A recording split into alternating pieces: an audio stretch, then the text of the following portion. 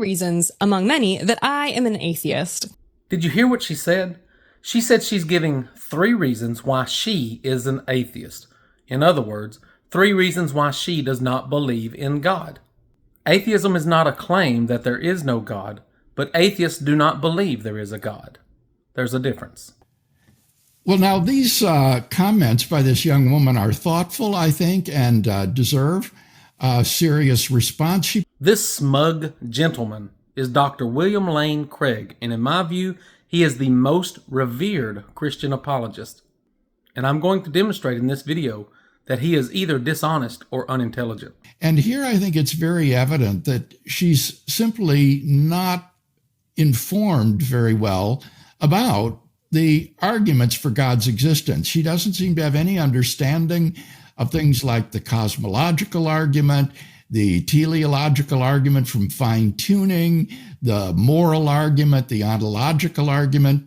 Dr. Craig immediately insults her intelligence and presumes to know everything that she knows and doesn't know, simply because she didn't address every argument that he thought she should have, when she plainly stated she was only giving 3 reasons among many as to why she was an atheist. Because if, in fact, there is good evidence for God's existence, then her other 2 points just become difficult questions, just perplexities, but not really proofs that God doesn't exist.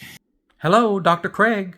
She was not claiming to prove that God does not exist. She was providing reasons why she is an atheist. Did they not teach you what atheism is in divinity school? And if there was evidence for God's existence, there would be no atheists. There is only philosophical speculation as to God's existence. For example, she says that most people adopt the religion of the society in which they were raised. Well, that's certainly true, but this isn't an argument for atheism. Dr. Craig is misrepresenting the woman again, either because he's dishonest or because he's unintelligent and doesn't even know what atheism is. She was giving reasons why she does not believe in God. And it is very valid to point out that people usually adopt the God or religion that their parents or their culture holds to. This is evidence that culture determines who you believe in, not the presence of a God.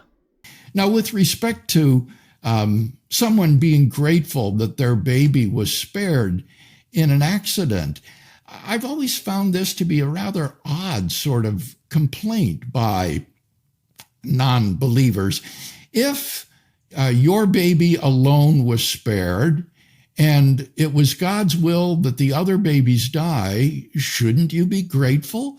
Why would you not be grateful that he spared your child, even though the others were taken?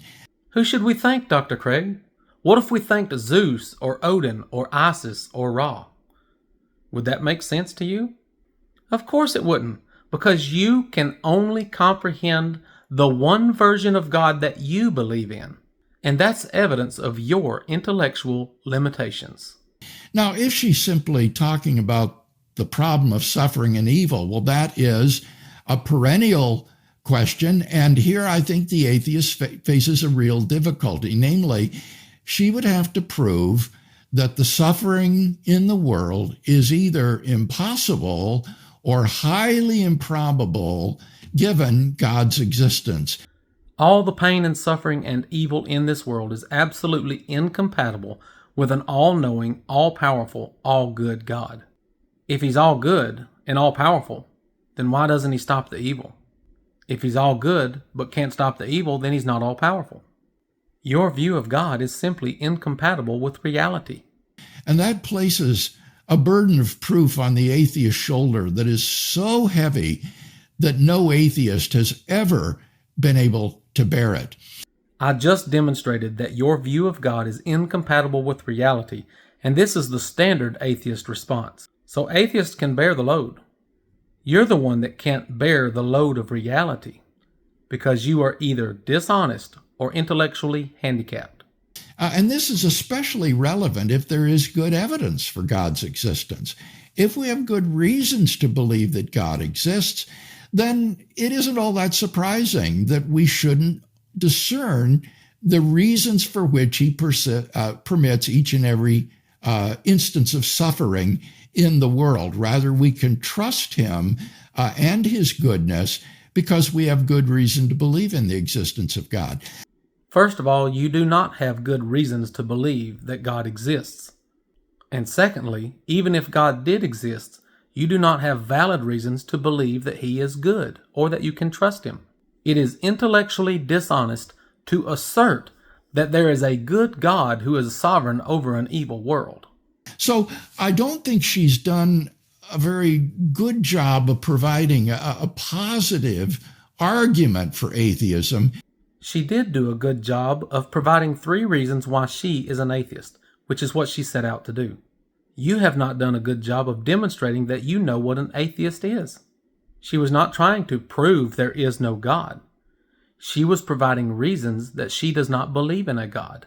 But those questions themselves don't provide any reason for thinking that God doesn't exist. What a dumbass.